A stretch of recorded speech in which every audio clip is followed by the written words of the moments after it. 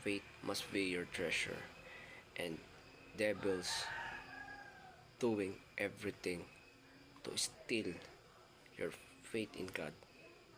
So, pag wala na makatalo sa'yo, hindi ka kayang gupuin ng iba ng pera, hindi ka kayang suhulan, hindi ka kayang talunin ng iba, malakas ang mental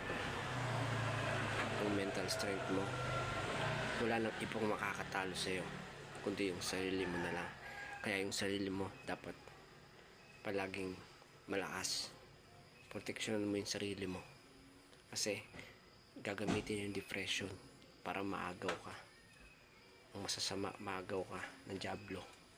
Kaya dapat palakasin mo yung isip mo, yung sarili mo, at yung kahinaan mo pwede mong gawing kalakasan, dahil kung kailan ka mahina, doon ka rin malakas.